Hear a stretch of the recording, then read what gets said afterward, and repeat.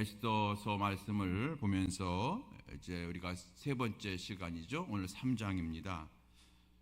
오늘 말씀의 제목은 기도로 기적을 여는 인생, 기도로 기적을 여는 인생, 또 기도로 기적을 여는 교회, 이렇게 우리가 말씀의 제목을 삼았습니다. 기도로 기적을 여는 인생, 기도로 기적을 여는 교회, 그런 말씀입니다. 자, 오늘 이 에스더 말씀에는 우리가 아는 것처럼 에스더는 많은 인물이 나오지만 특별히 중요한 인물은 4명이라고 볼 수가 있어요. 첫 번째는 이제 아하수에로 왕이 있고, 두 번째는 모르드게가 있고, 세 번째는 이제 주인공인 에스더가 있고, 네 번째는 하만이라고 하는 사람이 있잖아요. 여러분 아시죠? 그래서 1장에서 아하수에로 왕이 나오고 2장, 3장에서 이제 모르드게하고 에스더가 나오는데, 하만이 언제 나오느냐? 하만이 나와야만 이제 사건이 시작되는데, 바로 오늘 3장에서 드디어 하만이 등장을 합니다. 여러분 하만 아시죠? 자, 오늘 하만이 등장하는데 이 3장은 시기적으로 어느 때인가 한번 살펴봐야 되거든요. 시기적으로 어느 때이냐? 그러니까 에스더가 왕비가 된 지 언제 정도의 일이냐 하는 거예요.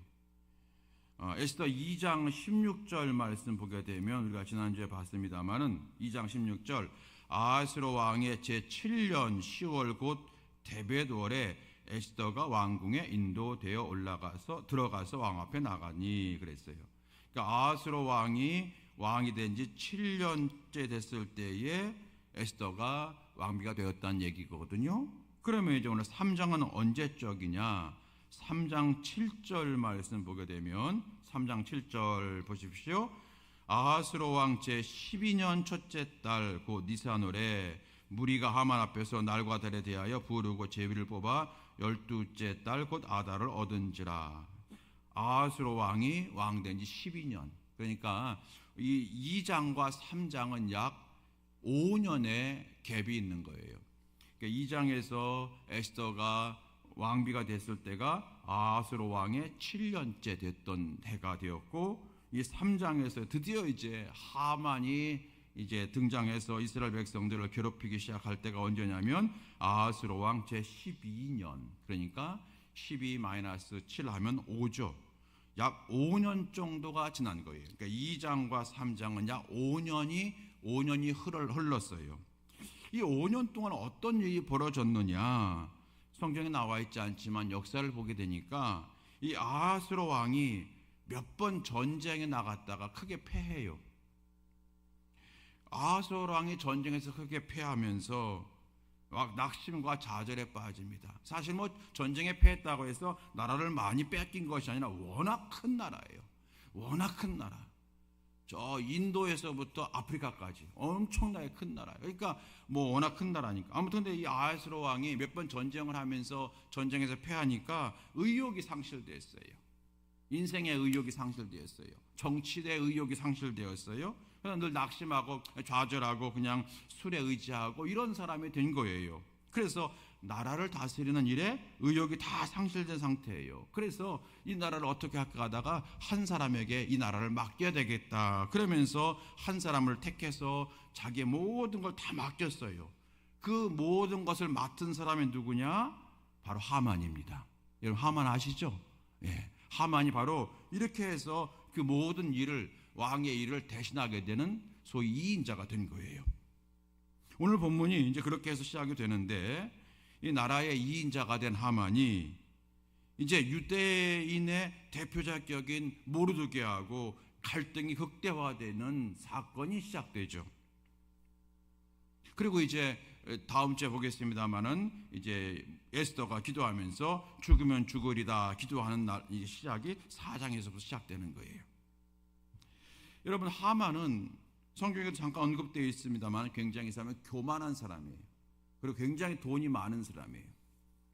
그래서 사람들이 나를 왕처럼 높이기를 원했어요. 그래서 왕에게 잘 얘기해서 왕에게 예의를 표하는 것처럼 자기 하만에게도 모든 사람들이 다 예의를 표하게 됐어요. 왕이 오면은 막 이제 여러분 절하잖아요. 우리도 여러분 사극을 보게 되면 왕이 지나가면 막 백성들이 거기 엎드리고 절하잖아요. 그런 것처럼 모든 백성들이 다 자기에게 왕처럼 대우해 주기를 기대한 거예요. 그 사람들이 하만이 워낙 포악하고 그러니까 거기에 다 그냥 욕하면서도 따라가게 되는데 모르드게가 따라오지 않는 거예요. 모르드게가 왕이 하만에게 절하지도 않고 예의를 표하지도 않는 거예요. 이 일로 인해서 하만이 모르드게를 손보기로 작정을 해요. 아주 건방진 놈이다 이렇게 생각을 했겠죠. 그런데 갑자기 모르드게가 다른 민족이 아니라 유대인이라고 하는 것을 알게 돼요. 그래서 유대인이라고 하는 걸 알게 된 다음에 이 하만이 모르드게 한 사람만 손보려고 하는 것이 아니라 이 기회에 모든 유대인들을 다 죽이기로 작정을 합니다. 여러분, 여기서 왜 모르드게는 하만에게 예의를 표하지 않았을까? 두 번째, 하만은 모르드게만 처리하면 되지 왜 유대인 전체를 멸망시키려고 했을까 하는 질문을 우리가 하게 되는 거죠. 왜 그랬을까요? 왜 모르드게는 하만에게 절하지 않았을까요? 왕에게는 절을 했어요. 그런데 왜 하만에게는 모르드게가 그 정도 예의를 표하지 않았을까 하는 거고, 또 하만은 모르드게가 자기에게 절하지 않고 예의를 표하지 않으니까 이 괘씸한 사람, 괘씸한 녀석 그러면서 모르드게를 이제 내치면 되는 거잖아요. 그런데 왜 유대인 전체를 다 진멸시키기로 작정했을까요? 여기에는 영적인 이유가 있는 거예요. 신앙적 이유가 있더라는 거예요. 여러분, 이 부분은 살펴보고 함께 우리가 기도하고자 하는데요. 하만이 어떤 사람이냐, 하만의 출신이 어떤 출신이냐 그랬더니 하만은 여러분 아각 사람이에요. 아각 사람이, 아각이 뭐냐면 아말렉 민족의 왕의 칭호가 아각이에요. 아각. 그래서 사무엘상 15장 8절 말씀 보게 되면 사울왕이 아말렉 사람 왕 아각을 사로잡고 이런 말씀이 나와요. 그때 여러분 아말렉 사람 왕 아각을 사로잡은 다음에 그 다음에 거기 좋은 뭐 소나 양을 사사로이 이제 사울이 취하잖아요. 그래서 사무엘에게 야단을 맞고 그리고 그 일로 인해서 결국에는 사울 왕이 왕위에서 폐위되는 그런 결정적인 시작이 거기서 시작되거든요. 여러분, 애굽 왕의 칭호가 바로예요. 그러니까 바로는 그 모세 시대의 왕의 이름이 아니라 애굽 왕 전체를 그냥 바로라고 하는 거예요. 바로 왕 아무아무게, 바로 왕 아무아무게 이렇게 되는 거예요. 블레셋 왕의 칭호는 아비멜렉이고요. 아각은 아말렉 왕의 칭호예요. 그러므로 하만이 아각 사람이라고 하는 것은 아말렉 왕족 출신이라는 거예요. 이해되시겠죠? 아말렉 왕족 출신이에요. 3장 1절 보게 되면은 그 후에 아하스로 왕이 아각 사람 함무다다의 아들 하만의 지위를 높여 그랬잖아요. 아각 사람이라고 했어요. 그러니까 왜 여러분 아말렉 사람이라고 하지 않고 아각 사람이라고 했냐면 아말렉의 왕들이 족보가 아각인 거예요. 그러니까 이 하만은 아말렉의 왕족 출신이라는 거죠. 그래서 여러분 이 사람이 이제 그렇게 했는데 다른 신하들이 모르드게에게 물어봤잖아요. 당신은 왜 하만에게 절하지 않느냐 그랬어요. 그랬더니 모르드게가 뭐라고 말했습니까? 나는 유대인이다 이렇게 말을 한 거예요. 하만이 아주 교만해서 지가 뭐라고 돈으로 매수해서 왕의 마음을 환심사서 나 저런 사람 싫다고 뭐 이렇게 말한 게 아니라 엉뚱한 대답을 한 거예요. 나 유대인이라 절하지 않았다. 4절 말씀입니다. 4절 보십시오. 4절 날마다 권하되 모르드게가 듣지 아니하고 자기는 유다인임을 알렸더니 이랬어요. 난 유대인이라서 하만에게 절하지 않는다는 거예요. 우리가 보통 이제 뭐 왕의 신상을 만들고 다니엘이 절하지 않은 것은 왕의 신상을 만들었기 때문에 그런 거죠. 하나님과 동등되어 있기 때문에. 이제 하만은 이제 그런 게 아니거든. 지금 그냥 자기에게 지나가는 왕에게 절하는 것처럼 자기에게 예의를 표현하는 거예요. 그런데 모르드게가 안 하는 겁니다. 그래서 다른 신하들이 모르드게에게 묻습니다. 너는 왜 하만에게 절하지 않느냐? 그랬더니 모르드게가 뭐라고 얘기했다고요? 나는 유다인이기 때문에 절 안 한다라고 얘기하는 거예요. 여러분, 이제 바로 이 부분이 이 신앙적인 이유라고 하는 걸 우리가 붙잡게 되는 거거든요. 자, 하만은 어느 나라 출신이라고요? 아말렉 출신이에요. 아말렉 민족은요, 유대인과 철천지 원수예요. 무슨 원수라고요? 철천지 원수예요. 모세가 이스라엘 백성들과 여러분 출애굽했을 때에 맨 처음 싸운 나라가 어느 나라예요? 아말렉이잖아요.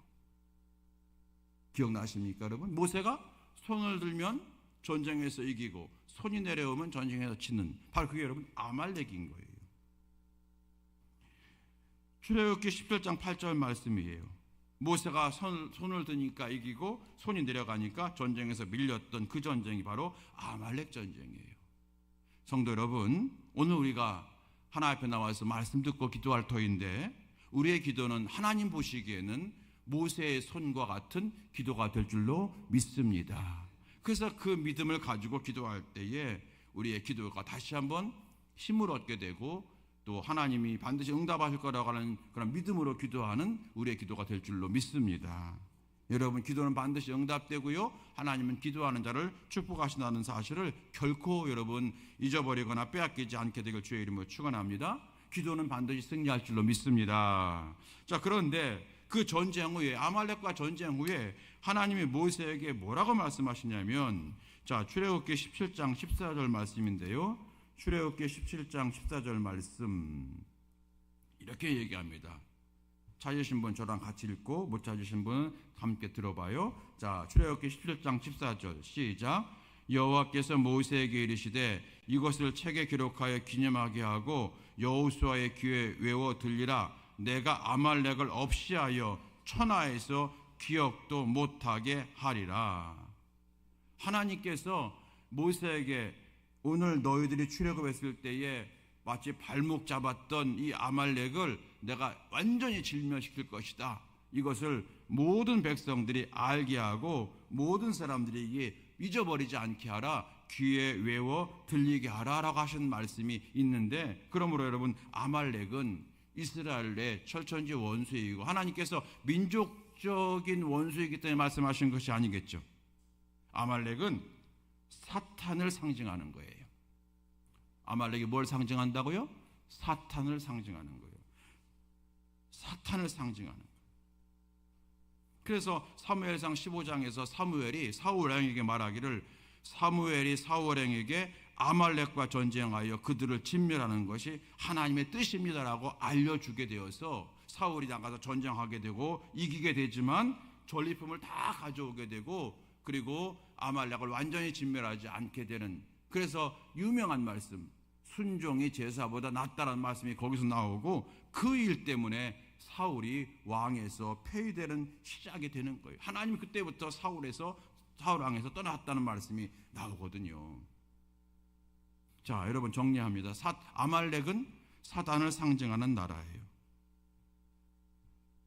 모르드게는 하만이 아각 사람인 것을 알았어요. 그래서 모르드게는 하만에게 절할 수가 없었던 거예요. 이해되시겠어요? 예, 하나님께서 진멸하라고 하는 사단을 상징한 나라이기 때문에 그 나라 왕족인 하만에게 모르드게는 절할 수가 없었다는 거예요. 여러분, 그리고 말씀드린 대로 사울왕 시대에 사울왕이 하나님의 눈밖에 난 사건이 바로 이 사건이라고 했잖아요. 아말렉과 몇 번 하나님 눈밖에 난 사건이 있었지만 대표적인 것이 뭐냐면 아말렉과 전쟁에서 말씀대로 하지 않은 거예요. 승리한 다음에 전리품을 사사리 취한 사건이잖아요. 그래서 왜 이걸 가져왔냐 그랬더니 그럴듯한 핑계를 댔잖아요. 너무나도 흠없고 살찐 그러한 송아지들이라 하나님 앞에 예배드릴 때 제물로 쓰려고 가져왔습니다라고 하는 아주 그럴듯한 그러한 거짓말을 하게 됐던 우리가 기억하잖아요. 사무엘이 말합니다. 하나님이 이 일로 인해서 당신을 떠날 겁니다. 그게 여러분 사무엘상 15장에 쭉 나오는 거예요. 하나님께서 이 일 때문에 하나님이 당신을 떠날 겁니다 얘기해요. 결국 사울 왕이 아말렉을 완전히 진멸하지 않으므로 하나님의 진노를 받고 왕위에서 폐위되는 그러한 결정적인 이유가 됐다는 걸 다시 말씀드리면서 사울 왕은 여러분 어느 지파 사람인가요? 12지파 중에서 제가 알려드릴까요? 베냐민 지파예요. 사울 왕은 베냐민 지파예요. 12지파 가운데. 그러니까 12지파 가운데 모든 다른 지파도 그렇지만 베냐민 지파 사람들에게는 아말렉은 지긋지긋한 대상이에요. 저 아말렉 때문에 우리 지파가 왕족이 될 수 있는 것에서 완전히 세상적인 말로 이게 말이 맞나 모르겠어요. 짜그러진 거예요. 어떻게 해야 되나 하여튼 죄송해요. 제가 이렇게 좀 별로 교양 없는 말 하네. 하여튼 뭐 짜그러졌어. 그러니까 그것 때문에 아말렉 때문에 이 베냐민 지파가 높이 올라가려고 하다가 그냥 완전히 무너지게 된 거예요. 그리고 유다 지파인 다윗에게 왕권을 물려줬잖아요.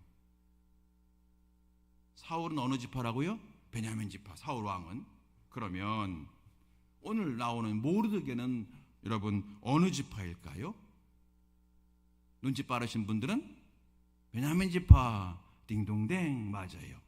자, 확인해 봐야 되겠죠? 에스더 2장 말씀 보세요. 확인해 봐요. 에스더 2장 5절. 에스더 2장 5절. 찾으셨어요? 우리 함께 읽어요. 자, 시작. 도성 수산에 한 유다인이 있으니 이름은 모르드게라. 그는 베냐민 자손이니 기스의 증손이요 시므이의 손자요 야일의 아들이라. 아멘. 모르드게가 어느 지파라고요? 베냐민 지파. 그러니까 여러분 모르드게는요 영적인 이유 때문에 신앙적인 이유로 인해서 하만이 아주 그냥 철천지 원수인 거고, 신앙적인 이유로 또 자기 어떤 가문적인 이유로도 저 아말렉만 없었더라면 우리 지파가 지금 리드하는 지파가 될 텐데라고 하는 아주 정말 철천지 원수가 바로 이 여러분 아말렉인 거예요. 누구에게? 모르드게에게. 그러니까 여러분이 모르드게라면 하만에게 절을 하셨겠어요? 안 했겠어요? 모르겠어요? 여러분 지금 다 듣고 계신 거죠? 예. 너무 조용하셔서 안 했겠죠. 생각 없고 배알 없는 사람만 하지. 여러분 우리 가운데 누가 하나님께서 절대로 진멸하라고 한 사단을 상징하는 아말렉 사람 하만이고, 더구나 우리 지파를 완전히 정말로 짜그러지게 만든 그 아말렉의 그 왕족이 하만인데, 그 하만이 높은 자리에 올라갔다고 거들먹거리면서 다 내게 지가 왕도 아니면서 자기가 왕도 아니면서 왕처럼 행동하면서 왕한테 예의를 표했던 것처럼 내게도 예의를 표해. 그런데 여러분 같으면 절대로 우리 같으면 여러분 하만에게 절하지 않았겠죠. 그렇죠? 그래서 모르드게에게 하만은 가문의 원수이고, 그리고 신앙적으로도 하나님의 명령에 의해서 반드시 없애야 되는 사단의 무리가 되었던 거예요. 하나님이 그렇게 명령하셨으니까요. 그러므로 오늘 여기 에스더에 기록된 모르드게하고요 하만하고의 이 갈등은 영적 갈등인 거예요. 이 모르드게하고 하만의 대결은 영적 전쟁이 되어지는 거예요. 이것은 우리에게도 큰 교훈을 주고 있어요. 우리도 여러분 늘 영적 싸움을 해야 되잖아요. 우리가 지난 수요일 날 본 것처럼 우리가 하나님의 전신갑주를 입고 사단을 이겨야 되는데, 우리 안에 사단적 요소가 있다면, 어떤 우상적 요소가 있다면 반드시 여러분 그것은 철폐하고, 우리 안에 있는 반신앙적인 것이 있다면 철저하게 우리가 거부할 건 거부하고 진멸해야 된다고 하는 교훈을 얻게 되는 거예요. 오늘 그래서 여러분 이따 기도할 때 하나님 우리로 하여금 영적 전쟁에서 승리하게 하옵소서, 우리 함께 여러분 기도했으면 좋겠어요. 자, 그러면 모르드게는 하만이 철천지 원수인 아말렉 민족의 더구나 아각 왕족인 것을 알았다 그랬어요. 그래서 예의를 차리고 절하는 것을 거부했다 그랬어요. 자, 그러면 하만도 알았을까요? 그렇죠. 하만이 처음에는 모르드게가 유대인지를 몰랐던 거예요. 괘씸한 녀석 그랬다가 하만이 모르드게가 유대인임을 듣자마자 그래? 그러면 모르드게만 내가 없애는 것이 아니라 이 기회에 우리 아말렉의 원수인 유대인들 다 죽여버려야겠다 결심하게 된 거예요. 이렇게 해서 일이 커지게 된 거예요. 이해되시겠죠, 여러분? 그래서 자기에게 절하지 않은 사람이 모르드게라는 사람을 알고 모르드게만 혼내주려고 하다가 모르드게가 다른 민족이 아니라 자기 민족과 철천지 원수인 유대인임을 알고 유대인 전체를 죽이고자 한 거예요. 오늘 여러분 그 말씀 다시 한번 읽어보겠습니다. 5절 6절 보십시오. 자, 5절 6절 함께 읽겠습니다. 시작. 하만이 모르드게가 무릎을 꿇지도 아니하고 절하지도 아니함을 보고 매우 노하더니 그들이 모르드게 민족을 하만에게 알림으로 하만이 모르드게만 죽이는 것이 부족하다고 생각하고 아하수르의 온 나라에 있는 유다인 곧 모르드게 민족을 다 멸하고자 하더라. 이렇게 되는 거예요. 그리고 이제 하만이 그 일을 진행하려면 이제 사사로이 자기가 왕의 권한을 가지고 있다고 해서 막 한 민족을 없애고 이럴 수는 없으니까 법을 만들어야 되는 거예요. 법을. 그래서 왕한테 가서 왕이요, 이 나라에는 많은 다민족 국가인데 그 중에 유대인이라고 안 하고 어떤 민족들은 왕의 명령에 밥 먹듯이 거부하는 민족이 있는데 그런 민족은 다 없애야 되지 않겠습니까? 그랬더니 왕이 말씀드린 대로 정치의 의욕을 잃어버렸다고 했잖아요.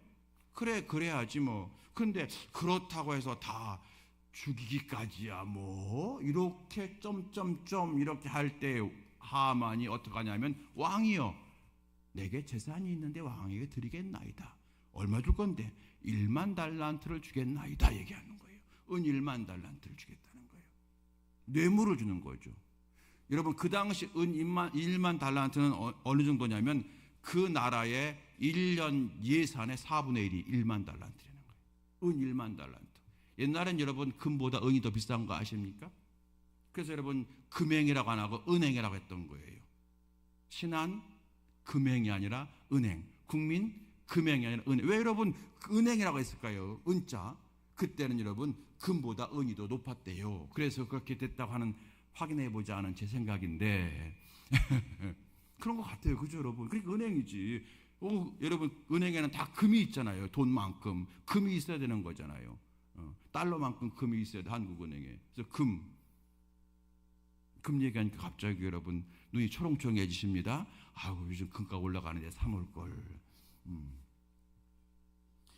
그만큼 국가 예산의 4분의 1 정도 되는 은 1만 달란트를 어마어마한 뇌물을 탁 갖다 주니까 환심을 사니까 왕이 그래 네 마음대로 해라 그렇게 얘기한 거예요. 죽이든 말든 네가 해라 알아서 하라 한 거예요. 그래서 이제 하만이 유대인을 죽이기로 작정을 하고 계획을 세우고 유대인을 모두 죽일 수 있는 권리를 돈으로 사게 된 거예요. 이제 바벨론 때 포로로 잡혀왔고 이스라엘로 귀환하지 않은 많은 유대인들이 모두 그 외국 땅에서 전멸하게 된 거예요. 큰 위기에 빠졌어요. 그러면 하나님 살아계시잖아요. 이 위기 앞에서 하나님 도대체 뭐하고 계신 걸까요? 그게 여러분 에스더서의 주제인 거예요. 하나님은 도대체 뭐라고 계시나는 거예요. 모르드게처럼 신앙을 지키려고 하고 하나님 말씀대로 살려고 하고 하나님께서 아말렉을 다 멀리하라 진멸하라 하시니 그 말씀에 목숨 걸고 지켜나갔던 모르드게 같이 그렇게 신앙의 절개를 지켜나가려고 하는 이 모르드게를 하나님이 막아주시고 도와주시고 이기게 하셔야지, 도리어 모르드게가 그냥 가만히 있었으면 되는데 강직한 신앙적 행위를 하다 보니까 모르드게뿐 아니라 전 유대인이 다 위험에 빠지게 되었는데 하나님은 뭐하고 계시냐는 거예요. 지금 여러분 우리도 마찬가지예요. 도대체 우리가 여러분 잘 믿으려고 하면 할수록 가끔 왜 이렇게 어려움이 여러분 없어지지 않죠? 뭔가 어려움이 있고 괴로움이 있고 힘듦이 있어서 하나님 앞에 나와서 믿음을 가져볼까 하기도 하고 그리고 신앙 가진 분도 괴로움과 어려움 가운데 이 문제를 하나님 앞에서 응답받기 위해서 다시 한번 결심하고 여러분 기도도 하게 되고 그러는데 왜 하나님은 가만히 계실까요? 여러분 에스더서의 주제가 뭐라고요? 1장에 여러분 설교 제목 기억하십니까? 하나님은 지금도 여전히 역사하신다. 그 주제였잖아요. 자, 다시 본문 들어가게 되면 우선 일시적으로 하만이 승리를 따놓은 당상 같아요. 그렇지만 아니라는 거예요. 지금 이 순간에도 하나님은 일하고 계시다고 한 사실을 오늘 우리에게 알려주기 시작할 거예요. 어떻게 하나님이 일하시느냐? 하나님은 여러분 사람을 통해 역사하신다고 하셨잖아요. 사람의 지혜를 이용하기도 하시고 때로는 사람의 어리석음을 이용하기도 하시는데 이 하만이요 아주 교만한 사람이거든요. 교만이 더 심해서 아주 어리석음을 늘 얘기하는데 하만이 그 교만하고 어리석음을 하나님이 이용을 하세요. 자, 왕에게 유대인을 다 죽일 수 있는 권한을 얻었으면 그 즉시 그 다음날 시에 가면 되는데 하만이 잘난 척 하려고 그랬는지 우리가 언제 유대인을 죽일까? 우리가 유대인 죽이는 우리 손안에 있는 거예요. 마치 손안에 주사위처럼 다 이러면서 언제 유대인을 죽일까? 우리 철천지 원수인 하나님 믿는다고 하는 유대인들을 언제 우리가 죽일까? 우리가 어떻게 할까? 그래, 제비 뽑자. 그러는 거예요. 제비 뽑아가지고 그때가 1월 달이에요. 그래서 2월, 3월, 4월, 5월 그래가지고 12월까지 주사위 11개를 만들어 놓고 거기서 제비를 뽑은 거예요. 주사위에 던진 거예요. 주사위에 던질 때 7이 나오면 7월 달에 죽이자, 9가 나오면 9월 달에 죽이자, 아니 6월 달에 죽일까? 여러분 정말 자기들끼리 막 갖고 노는 거예요. 지금 이스라엘 민족을. 그럴 때에 제비를 뽑았는데 언제가 나왔냐면 12월이 나왔어요. 12월. 여러분 확인해 봐야 되겠죠? 7절 말씀 보세요. 7절. 자, 시작. 아하스로 왕 제12년 첫째 달 곧 니산월에 무리가 하만 앞에서 날과 달에 대하여 부르고 제비를 뽑아 12째 달 곧 아달을 얻은지라. 이 말씀이 되는 거예요. 지금 하만이 유대인들을 죽일 권리를 얻게 되고 언제 죽일까? 권리 얻은 다음에 당장 그 다음날 죽여도 되는 건데 괜히 잘난 척하느라고 또는 아주 그냥 피를 말리자 뭐 이런 생각했는지 이미 우리가 이건 따놓은 당상이니 그러면서 어떻게 할까? 아주 그냥 그래서 말씀드린 대로 제비를 뽑은 거예요. 제가 주사위로 설명을 드린 거예요. 이게 이제 1월 달이잖아요. 첫째 달이라고 했으니까 1월 달에 있었던 일이니까 이제 2월, 3월 쭉 적어놓고 거기서 제비를 뽑았는데 몇째 달에 뽑혔다고요? 12째 달 곧 아다돌 얻은지라. 12째 달 얻은 거예요. 그러니까 12월에 이제 죽이게 된 거예요. 하나님은 이 11달 동안 11달 남았잖아요. 이제 11달 동안 하만의 계획이 수포로 돌아가는 일을 지금부터 벌어지게 하시기 시작하는 거예요. 물론 이날부터 하만은 모르드게의 피를 말렸을 거예요. 유대인들은 이 소식을 들은 다음부터 12월까지 정말로 여러분 사는 게 아니었을 거예요. 2월에 지나가면 3월, 4월 갈수록 우리가 이제 죽을 날에 가까워진 거예요. 시한부 인생이 된 거예요. 여러분 유대인들이 이제 12월을 되면 이제 다 죽는데 애를 낳으면 뭐하고 결혼하면 뭐하고 사업 왕성하게 세우면 뭐하고 아무 의미가 없는 거잖아요 지금. 그래서 여러분 유대인들이 남은 11개월 동안 뭐만 했을까요? 11개월 동안 뭐만 했을까요? 기도만 했겠죠. 바로 그거예요. 기도만 하게 하신 거 하나님께서. 12월이 가까이 가면 갈수록 유대인들은 더 피를 말리면서 기도했을 거예요. 하나님 살려주세요. 방법이 없습니다. 하나님밖에 없습니다.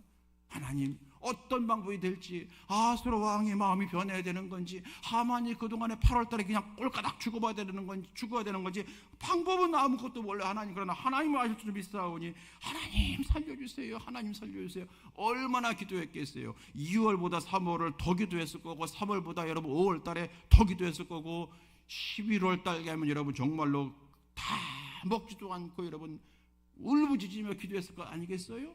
그랬겠죠. 학자들은 말합니다. 유대인들에게 남은 11개월은 육신적으로는 시한부 기간이지만 영적으로는 신앙의 부흥기였다. 이게 핵심인 거예요. 하나님이 이렇게 일하시잖아요. 하만을 금방 죽여서 이스라엘 백성들이 죽임을 당하는 모든 하만의 계획이 숲으로 돌아가는 거 하나님 능력할 수가 있지만, 하나님은 그게 중요한 게 아니라 이 기회에 유대인들이 그동안 바벨론 포로로 잡혀오기 전에도 형편없이 신앙생활을 했잖아요. 그래서 바벨론 포로가 잡혀든 거잖아요. 바벨론 포로가 잡혀와서도 제대로 믿음 생활하지 않았단 말이에요. 하나님께서 이 11개월 동안 오직 기도하게 하신 거예요. 정말로 여러분 다음 주에 보겠습니다만, 죽으면 죽으리로다, 그 마음 가지고 기도하게 하는, 그래서 학자들이 말하는 것이 딱 맞잖아요. 이 11개월이 유대인들에게 11개월이 육신적으로는 지옥과 같은 시한부 기간이지만 영적으로는 신앙의 부흥기였다. 저는 100% 동의해요. 여러분 어떠십니까? 그러므로 이 11개월은 하만에게는 결정적 미스의 기간으로 인도하시고, 유대인들에게 11개월은 하나님께 엎드리는 시간으로 인도하신 거예요. 하나님은 여전히 일하고 계십니다. 그래서 여러분, 오늘 설교 제목처럼 기도하면 기적이 일어나는 거예요. 어려울 때 기도하면 기적이 일어날 줄로 믿습니다. 이 믿음, 우리가 자꾸 희미해지니까 기도에도 응답이 없던데 하나님, 뭐 기도하는 나나 기도하지 않는 저 사람이나 별 차이가 없던데요 라고 하는 우리의 그런 판단과 생각 속에 자꾸 우리가 기도의 줄을 놓으시니까, 이렇게 하나님께서 때에 맞게 에스더 3장을 통해서 우리에게 다시 한번 기도의 줄을 잡으라고 우리에게 권고하시는 말씀이 바로 이 말씀이 되어지는 줄로 믿으시기 바랍니다. 여러분, 기도로 기적을 만들어가는 인생이 되십시다. 기도로 기적을 만들어가는 명함교회가 될 수 있게 되기를 주님의 이름으로 축원드립니다. 하나님께서 오늘 그것을 우리에게 원하고 계시는 거예요. 다시 한번 여러분 이 시간에 기도의 줄을 붙잡는 이 밤 되어지길 바랍니다. 우리 함께 찬양하시겠습니다. 찬양하면서 이제 말씀을 정리하고 함께 기도할 터인데요. 우리 지난 수요일 날 불렀던 찬송가, 이 찬양 있잖아요. 나는 믿노라. 이 찬양